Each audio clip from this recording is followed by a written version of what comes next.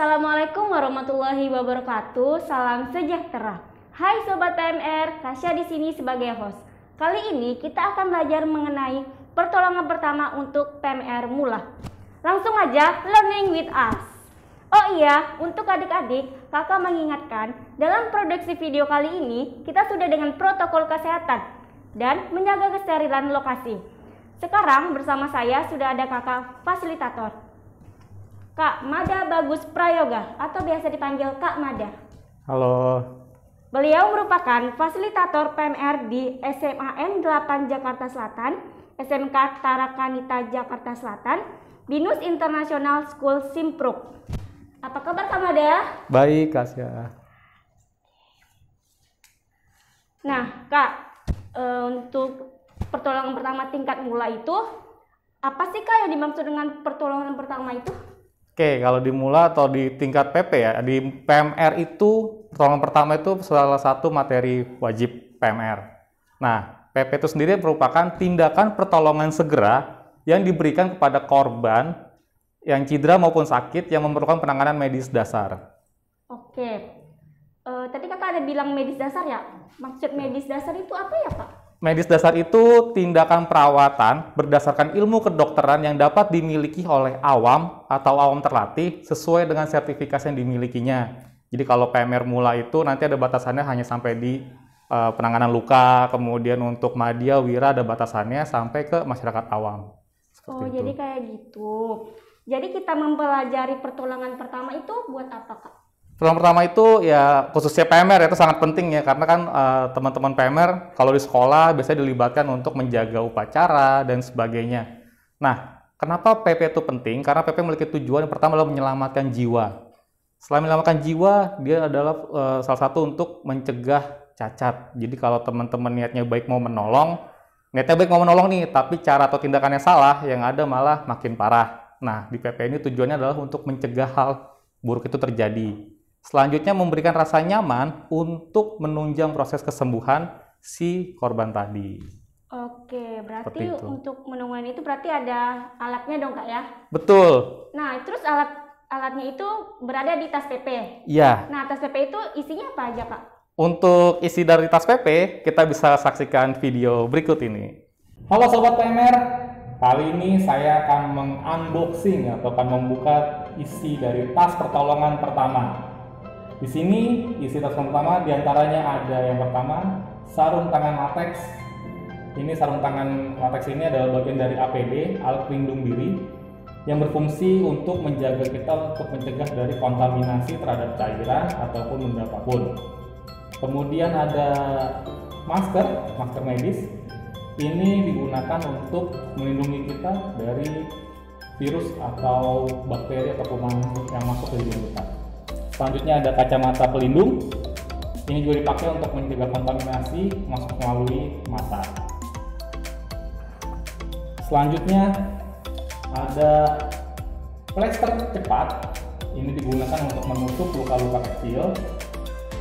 Kemudian ada kasa steril. Seperti ini bentuknya. Kalau saya buka seperti ini, kasa steril ini digunakan untuk membersihkan luka, bisa juga untuk menutup luka seperti ini. Oke, selanjutnya ada kasa gulung. Kasa gulung ini ada berbagai macam jenis ukuran, ada yang 5 cm, 10 cm, dan 15 cm dan sebagainya. Ini digunakan untuk membalut luka, untuk menutup luka, baik itu luka sedang maupun luka besar. Kemudian ada ini kain putih, kain segitiga atau biasa disebut mitela. Ini digunakan juga untuk menutup dan membalut luka, sekaligus juga digunakan untuk membantu kita dalam proses pembidayaan, untuk mengikat papan bidai. Selanjutnya ada ini cairan antiseptik atau povidone iodine. Ini digunakan untuk antiseptik, digunakan untuk membersihkan luka.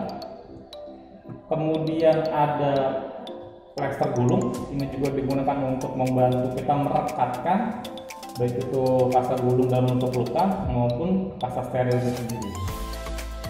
Selanjutnya ada gunting. Gunting ini digunakan juga untuk memotong baik itu rasa gulung ataupun sebagainya. Selanjutnya ada ini pembalut elastis, digunakan untuk menangani cedera khususnya pada persendian. Ini juga bisa untuk membalut di pergelangan tangan dan sebagainya. Kemudian ada bidai, ini ada bidai jari bentuknya seperti stick es krim. Kemudian ada juga bidai anggota gerak bawah seperti ini, anggota gerak atas. Kalau yang bentuknya panjang ada juga lebih panjang, itu buat bagian anggota gerak bawah. Kalau ini untuk anggota gerak atas seperti di pergelangan ada tangan, di lengan bawah maupun lengan atas. Selanjutnya ada selimut, ini digunakan untuk menghangatkan tubuh korban dan juga bisa digunakan sebagai sarana evakuasi. Selanjutnya ada kertas atau buku untuk laporan. Jadi nanti teman-teman atau sobat PMR bisa menulis nama pasien, nama korban, jenis kelamin dan sebagainya. Ini juga digunakan untuk catatan pelaporan. Oke, cukup sekian dari saya sobat PMR untuk unboxing tas PP. Terima kasih.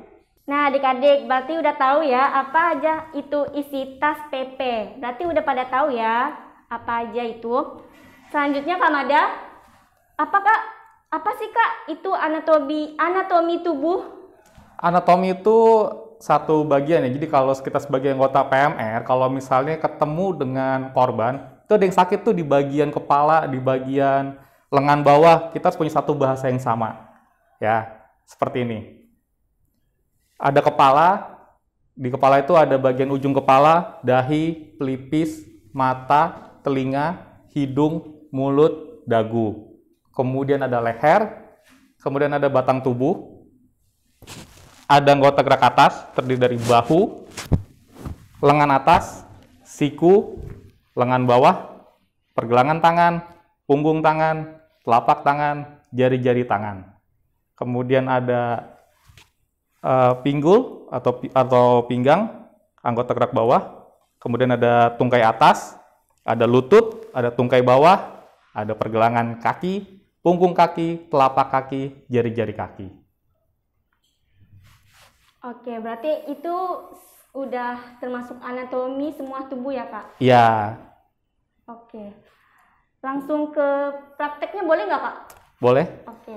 Ini praktek kita mau praktek apa Kak? Kalau untuk mula, kita biasanya luka-luka kecil ya, luka-luka ringan seperti lecet. Jadi kita mempraktekkan bagaimana menangani atau penanganan merawat luka lecet. Oke, sekarang kita mempraktekkan jenis luka apa nih Kak? Kalau untuk mula, biasanya adalah luka lecet. Ya, sebelumnya kalau untuk teman-teman PMR, pastikan menggunakan APD. Karena di masa pandemi udah pasti wajib pakai masker ya. Kemudian menggunakan sarung tangan latex. Oh, jadi gitu ya Kak cara makainya? Iya. Oke. Nih, kalau lebih mudahnya nih biasanya agak digulung-gulung sampai terlihat permukaannya. Kemudian disesuaikan jarinya, jempol, telunjuk, jari tengah, jari manis, dan sebagainya. Kemudian kalau udah masuk, tinggal ditarik aja. Gitu. Oke, selanjutnya?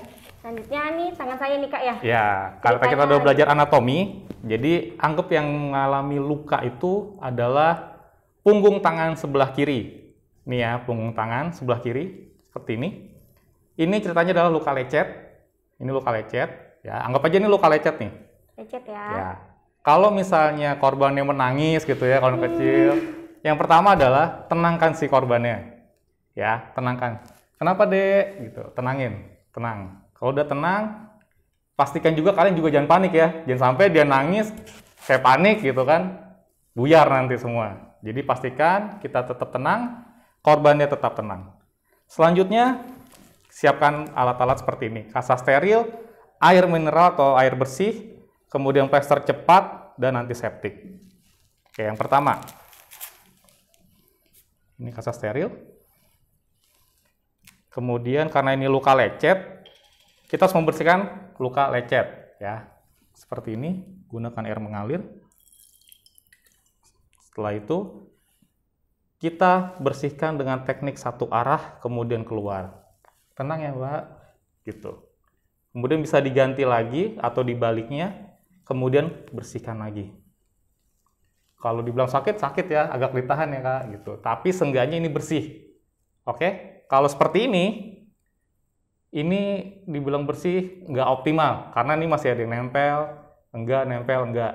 Seperti itu. Jadi gunakan teknik yang tadi, satu arah, keluar. Ketika ini sudah bersih, atau sudah kering, kita ambil lagi kasa steril yang baru. Kemudian kita gunakan cairan antiseptik seperti ini. Ini bisa kita tuang di kasa sterilnya. Kemudian setelah itu dibersihkan lagi. Seperti ini. Karena ini luka lecet, bisa dibuka atau bisa juga ditutup dengan menggunakan plester cepat. Oh ya Kak, mau nanya dong. Biasanya luka lecet itu penyebabnya apa ya Kak? Penyebabnya bisa juga karena terjatuh. Ini kan kalau luka lecet ini adalah cederanya jaringan kulit akibat roda paksa atau benturan. Gitu. Cuman kalau lecet ini adalah karena skalanya kecil. Seperti itu. Kemudian mohon maaf. Seperti ini ditarik. Kemudian tinggal ditempel di bagian lukanya. Seperti ini. Oke. Nempel dan ini tarik. Nempel. Oke. Kalau lukanya besar, kalau Sobat PMR menemukan lukanya cukup besar, Sobat PMR bisa langsung memanggil orang yang lebih dewasa. Kalau di sekolah bisa panggil Bu Guru, Pak Guru, atau bisa juga memanggil orang tua. Kalau teman-teman Sobat PMR punya handphone, bisa juga menghubungi pelayanan darurat di nomor telepon 112 Jakarta Siaga. Seperti itu, Kak Syah. Oke, terima kasih Kak Mada. Berarti ini untuk luka lecet kecil ya? Iya, betul. Oke adik-adik, berarti udah pada paham ya bagaimana cara penanganan pada luka lecet. Semoga jika kalian menonton video ini bisa kalian praktekkan pada diri kalian dan juga bisa kalian praktekkan untuk teman-teman sebaya kalian. Nah Sobat PMR Mula, udah paham ya tentang pertolongan itu gimana? Terima kasih kepada Kak Mada sudah memberikan materi kali ini.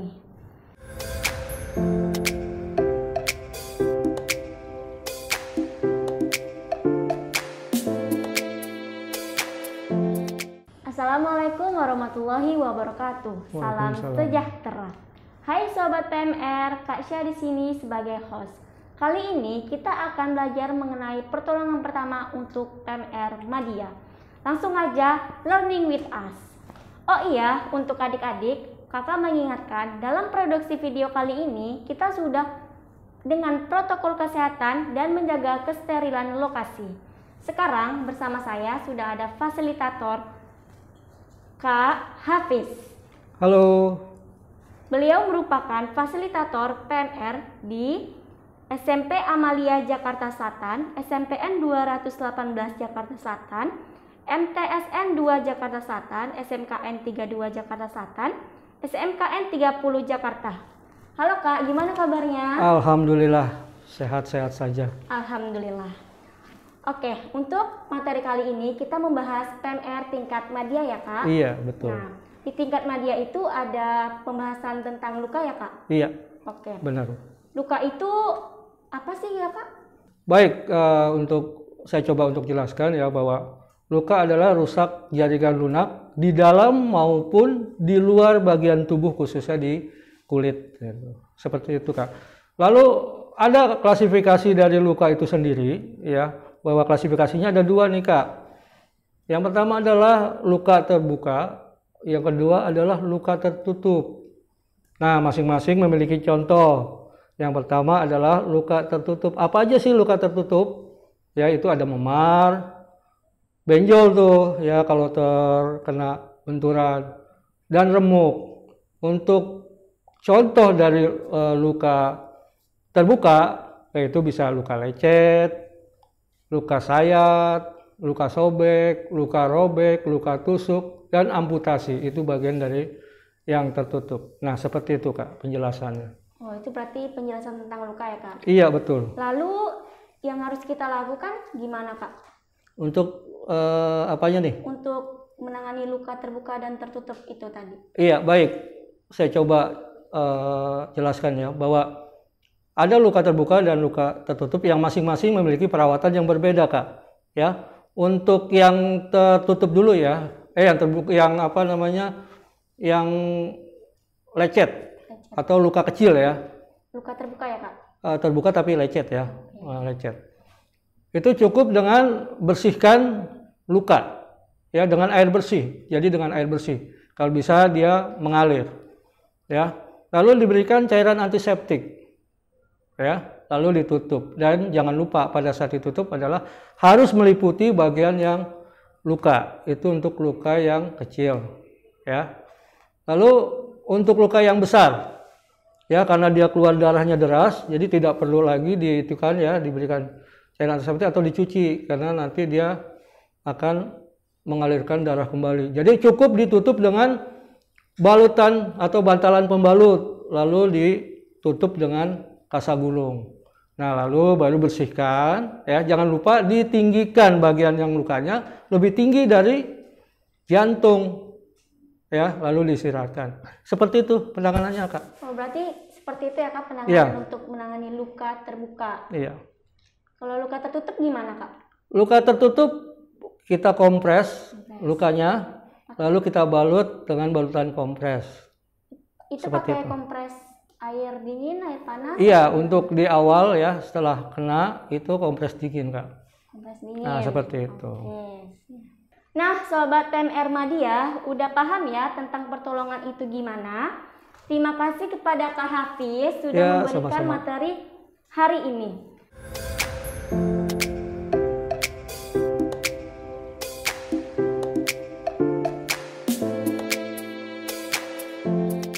Assalamualaikum warahmatullahi wabarakatuh. Salam sejahtera. Hai Sobat PMR, Kasya di sini sebagai host. Kali ini kita akan belajar mengenai pertolongan pertama untuk PMR Wira. Langsung aja learning with us. Oh iya, untuk adik-adik, kakak mengingatkan dalam produksi video kali ini kita sudah dengan protokol kesehatan dan menjaga kesterilan lokasi. Sekarang bersama saya sudah ada fasilitator PMR Kak Muhammad Fauzi atau biasa dipanggil Kak Oji. Halo. Beliau merupakan fasilitator PMR di SMKN 29 Jakarta, SMKN 43 Jakarta, SMK PGRI 15 Jakarta, SMA Lab School Kebayoran, SMPN 31 Jakarta, SMPN 13 Jakarta, SMPN 48 Jakarta, dan SMPN 240 Jakarta. Halo Kak Oji, gimana Halo. kabarnya? Alhamdulillah baik. Oke, untuk materi kali ini kita membahas tentang pertolongan pertama tingkat wira. Ya. Nah, tadi kita udah membahas tentang PP Mula dan Madya. Sekarang wira, menurut kakak apa sih perbedaan dari PP Mula, Madya, dan wira itu? Kalau untuk perbedaannya kita nggak terlalu signifikan ya. Yang penting itu untuk perbedaan hanya penekanan pada saat penyampaian materi di Mula, Madya maupun wira. Seperti itu. Oke, berarti di wira ini ada belajar tentang jaringan lunak ya Kak? Ya, jaringan cedera jaringan lunak juga belajar juga, latihan juga. Yang dimaksud dengan cedera jaringan lunak itu apa Kak? Cedera jaringan lunak itu rusaknya pembuluh darah disebabkan oleh ruda paksa atau karena benturan atau karena kecelakaan. Oke. Terus berarti di cedera lunak itu ada terjadi perdarahan ya Kak? Iya, betul. Nah, penyebab dari perdarahan ini apa Kak? Penyebab dari perdarahan karena ada roda paksa atau ada benturan. Oke. Jenis perdarahan itu ada apa aja Kak? Jenis perdarahan itu kan ada dua ya. Ada perdarahan tertutup sama ada perdarahan terbuka. Begitu. Kalau untuk perdarahan tertutup itu rusaknya sistem pembuluh darah, namun darah itu mengendap di bawah jaringan kulit. Gitu. Sedangkan untuk perdarahan terbuka, darah itu keluar mengalir ke permukaan atau karena disebabkan oleh luka. Seperti itu. Jadi berarti ada caranya dong ya Kak, gimana Iya, cara mengendalikan perdarahan luar dan dalam. Betul. Itu gimana Kak? Untuk cara-caranya itu yang pertama untuk perdarahan luar ya. Untuk perdarahan luar itu yang pertama kita tinggikan lukanya ya. Kita tinggikan luka, kemudian kita hentikan perdarahannya, tutup luka, kemudian kita balut. Mungkin nanti bisa kita lihat di video. Oke, videonya nanti di akhir ya. Gimana sih Kak cara penanganan penderita kedaruratan medis? Untuk menanganinya itu yang pertama itu tergantung kedaruratannya apa. Bisa juga karena dia gangguan kesadaran atau gangguan sistem pernafasan, tergantung dari kebutuhan pada saat dia mengalami kegawat daruratan. Oke, salah satu kedaruratan medis itu kan ada sesak napas. Nah, penyebab sesak nafas itu gimana Pak?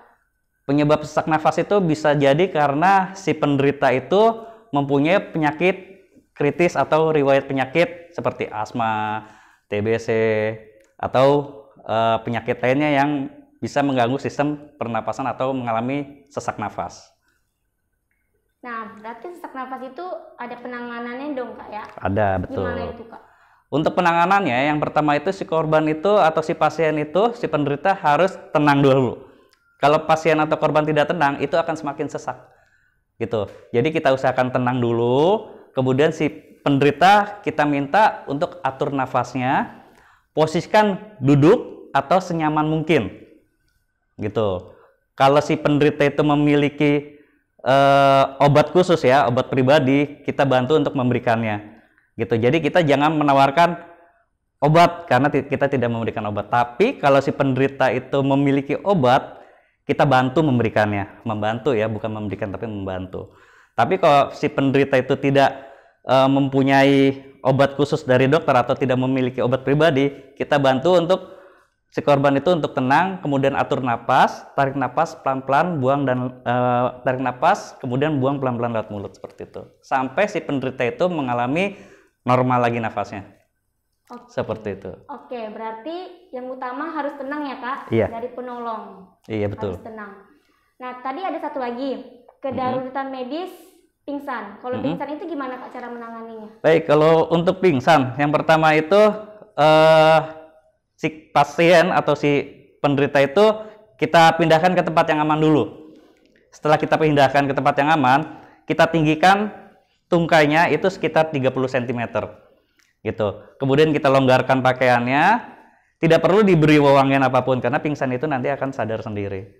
Setelah dilonggarkan, beberapa menit kemudian, jika si pasien itu atau penderita itu mulai sadar, kita langsung miringkan. Recovery position atau miring stabil.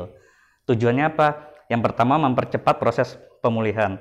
Yang kedua, apabila si penderita itu muntah, muntahnya itu akan langsung keluar. Jadi nggak kehirup lagi, jadi dia akan keluar. Seperti itu.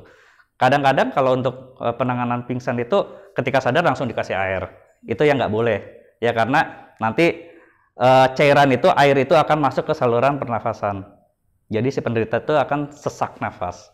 Jadi itu yang nggak boleh. Atau dikasih makanan itu kan tersedak. Jadi ketika sadar biarkan dulu, biarkan ajak komunikasi selama beberapa menit, baru dikasih minum secara perlahan. Seperti itu untuk penanganan pingsan.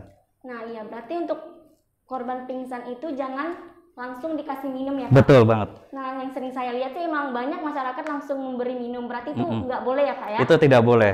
Oke. Termasuk dikasih wewangian. Wewangian juga nggak boleh Iya. Kak? Itu sering sekali saya lihat masyarakat berkerumun, terus langsung memberi minum, wewangian, berarti udah nggak boleh ya Kak ya? Iya betul, itu nggak boleh. Oke. Terus gejala orang pingsan itu apa aja Kak? Biasanya gejala umumnya itu dia merasa mual. Kemudian dia ngerasa seperti kunang-kunang ya, atau pusing, seperti melayang. Kemudian lemas. Kemudian kayak mau jatuh gitu. Itu biasanya terjadi seperti itu kalau gejala-gejalanya. Oke. Untuk PMR Wira yang harus dilakuin gimana kalau untuk menangani korban pingsan itu Kak? Baik, untuk penanganan korban pingsan, apabila anak-anak PMR Wira mendapatkan kasus seperti itu yang pertama itu hindari kerumunan. Karena apa? Kalau orang pingsan biasanya kalau di sekolah itu kan langsung ditontonin ya. Nah, kalau bisa dipindahkan ke tempat yang aman, lakukan penanganan pingsan seperti yang tadi sudah dijelaskan. Ada videonya ya Kak ya? Ada videonya nanti. Nanti di akhir segmen ini. Terus di PMR Wira juga ada membahas tentang otot rangka ya Kak? Iya. Nah Kak, di Ya. pertolongan pertama Wira ini ada membahas tentang cedera otot ya Kak? Iya, betul. Nah, jenis cedera otot rangka itu apa aja sih Kak? Jenis cedera otot rangka itu yang pertama itu ada terkilir otot atau biasa kita sebut strain, kemudian ada dislokasi atau cerai sendi, kemudian ada keseleo juga, termasuk ada patah tulang. Oke, tadi Kakak ada nyebutin cerai sendi ya? Iya. Nah, cerai sendi sendiri itu apa sih Kak? Baik, cerai sendi itu melebihi disebabkan karena sendi itu tergang melebihi batas normal. Jadi misalnya ini mangkok sendi ya, ini bagian sendi dia terlepas seperti itu. Biasa itu terjadi pada olahragawan. Yang sering terjadi itu di bagian ankle, mungkin kalau olahragawan suka bilang ankle ya, pergelangan kaki, atau di bagian sendi bahu. Itu suka ada yang pernah cedera lepas sendi bahunya, itu termasuk cerai sendi. Untuk penyebab cerai sendi itu apa Kak? Jadi penyebabnya itu bisa karena itu tadi yang saya bilang ya, tergang lebih batas normal, entah ketarik atau gaya yang melampaui batas normalnya itu. Gejala dan tandanya gimana tuh Kak? Yang jelas itu gejala tandanya itu ada sedikit pembengkakan ya, kemudian sakit bila ditekan, kemudian ada perubahan bentuk. Biasa itu terjadi pada saat di bagian pergelangan kaki. Dia agak bengkok di bagian ankle-nya atau pergelangan kakinya. Oke, berarti cerai sendi itu melepasnya apa tadi Kak? Melepasnya sendi dari mangkok sendi. Oke. Berarti untuk cedera otot ini masuk nggak sih terkilir? Cedera otot ini termasuk terkilir juga. Oke, Ya, untuk pertolongan pertama terkilir gimana Kak? Untuk pertolongan pertama terkilir itu yang pertama itu korban itu harus tenangkan ya, karena kan biasa kalau orang habis keseleo atau terkilir itu kan kadang-kadang dia mengalami kayak panik karena sakit ya. Kita tenangkan dulu, kemudian kita kompres ya menggunakan es, tapi esnya itu harus dibungkus menggunakan kain. Kemudian kita kompres ke bagian yang cedera, tapi tidak boleh ditempel, harus memutar seperti itu. Nah, kemudian setelah dikompres kita balut. Setelah dibalut kita isyaratkan bagian yang cedera itu kita tinggikan. Gitu. Oke, untuk materi dari Kak Oji itu tadi ada perdarahan luar dan dalam, Iya. sesak nafas, pingsan, dan cerai sendi. Iya. Oke, tadi udah materinya, sekarang kita bisa sama-sama saksikan video berikutnya. Ini.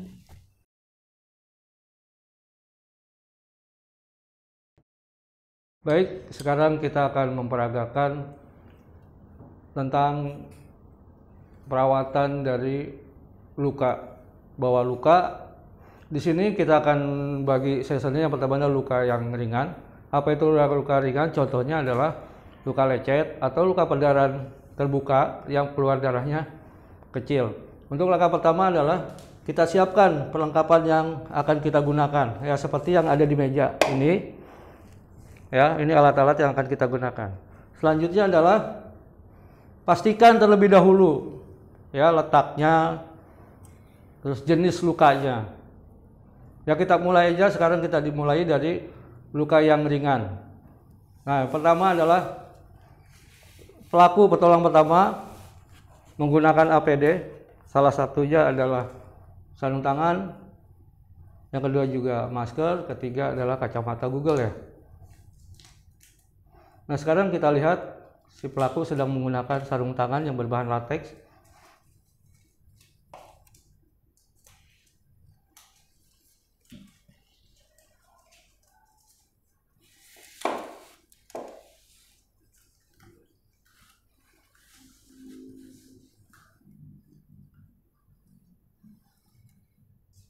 Ya, sebagai gambaran saya akan menyampaikan bahwa lukanya berada pada bagian punggung tangan yang mungkin panjang lukanya sekitar 3 cm, lebarnya kemungkinan 0,1, mengeluarkan darahnya sedikit, tidak terlalu banyak ya. Langkah pertama Luka dibasuh dengan air bersih.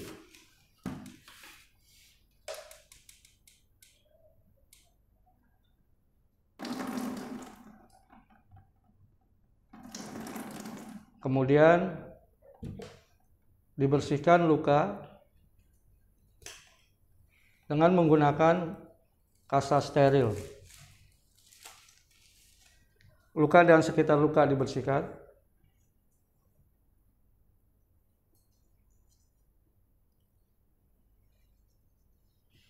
Dibersihkan kembali dengan menggunakan kasa yang sama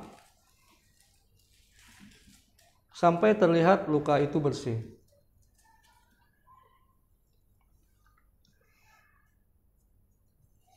Kemudian diberikan cairan antiseptik.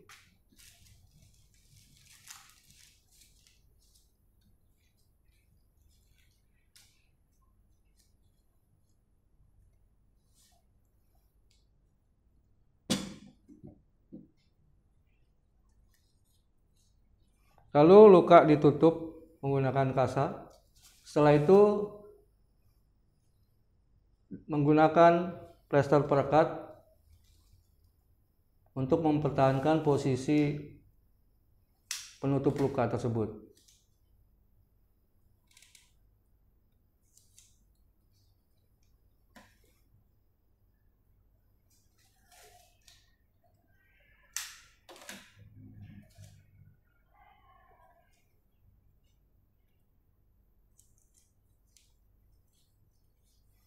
Demikianlah penanganan dari luka ringan yang seperti terlihat pada punggung tangan Kamada ya. Nah, seperti itu.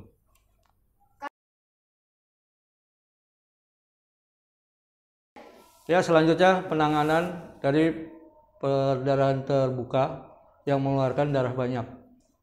Langkah pertama adalah tinggikan bagian luka. Di sini akan diperagakan bahwa luka berada di bagian lengan bawah.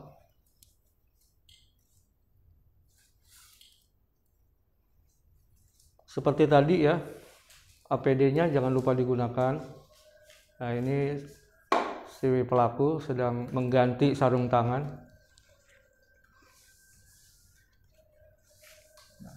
Tinggikan luka lebih tinggi dari jantung. Lalu luka ditekan, ditutup dengan ya bantalan pembalut. Nah, bantalan pembalut ini bisa apa saja ya. Yang terpenting adalah dia tebal dan steril. Kemudian untuk penahannya adalah menggunakan kasa gulung sebagai penahan dari bantalan pembalut tersebut. Bantu.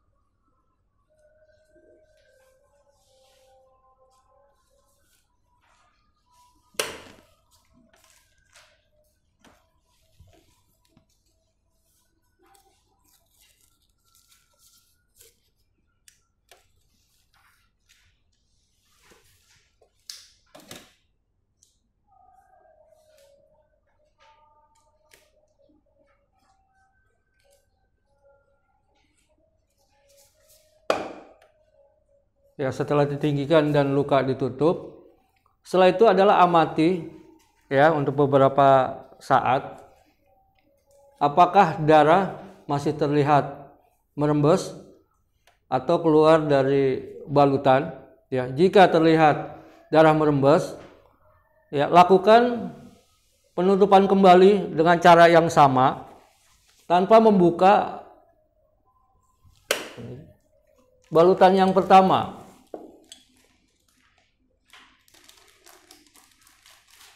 Ya, gunakan juga bantalan pembalut.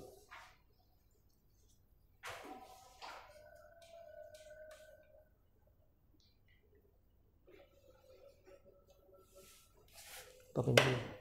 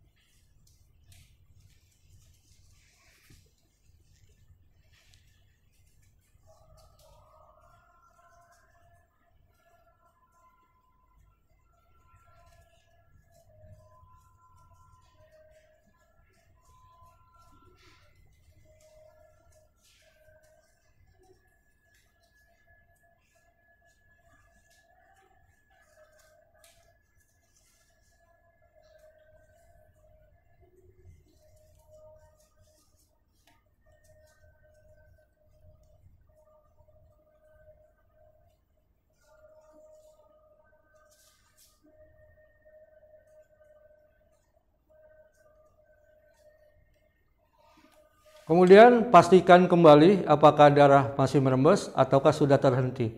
Ya. Nah, ternyata terlihat sekarang darah sudah terhenti. Untuk langkah selanjutnya adalah posisikan di dada. Ya, biar lebih nyaman. Luka diberikan gendongan elevasi.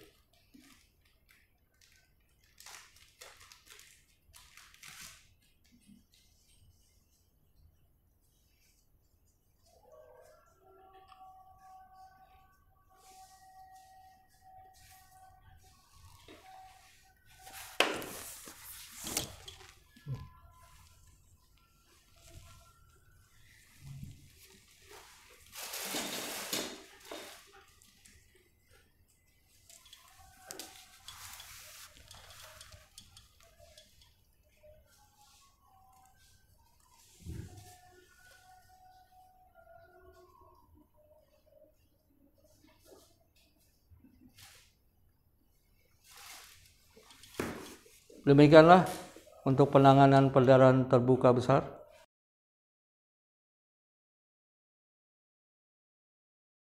Ya, untuk selanjutnya kita akan membahas perdarahan tertutup. Nah, di sini saya akan mencontohkan luka tertutupnya terjadi pada bagian pergelangan tangan. Ya, pertama kompres bagian yang nyeri dengan kompres dingin.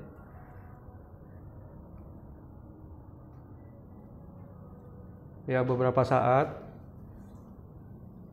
Kemudian bagian pergelangan tangan dibalut dengan menggunakan pembalut elastis. Kenapa disebut dengan pembalut elastis? Karena dia fleksibel, bisa tertarik, bisa meregang, ya. Seperti yang dilihat di sini. Sudah mulai melakukan penanganan.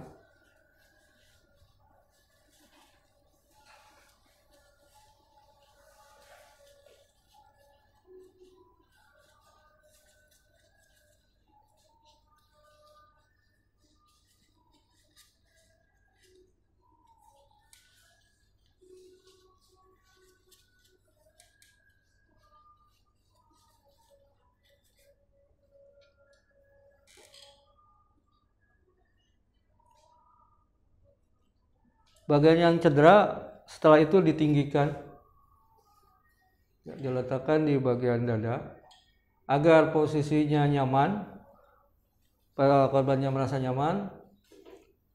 Bagian yang luka diberikan penopang dengan menggunakan pembalut segitiga, menggunakan pola gendongan elevasi.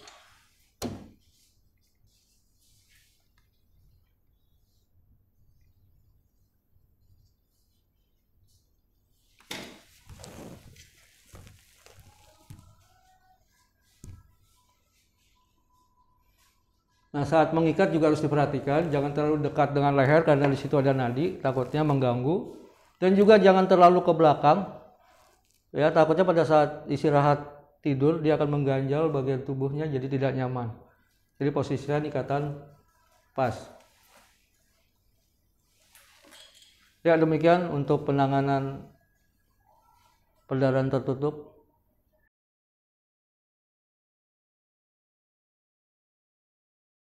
Baik, saat ini kita akan menangani untuk penderita sesak nafas.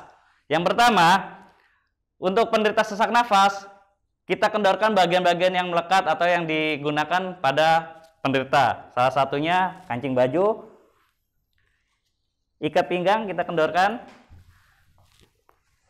sepatu, kemudian posisi korban harus duduk, tidak boleh posisi tiduran karena akan menambah sesak pada si penderita. Bisa kita bantu seperti ini, ya. Duduknya menopang seperti ini. Bisa kita ajak komunikasi dengan penderita. Bagaimana? Apa posisinya sudah nyaman? Iya, nyaman ya. Oke, masih sesak? Dikit ya. Kita ingatkan ke penderita agar si penderita itu tidak panik. Karena apa? Kalau sesak napas, kalau penderita itu panik, makin lama makin sesak. Tenangkan kembali, tenang aja, tarik napas, buang pelan-pelan lewat mulut, tarik napas kembali, buang pelan-pelan lewat mulut.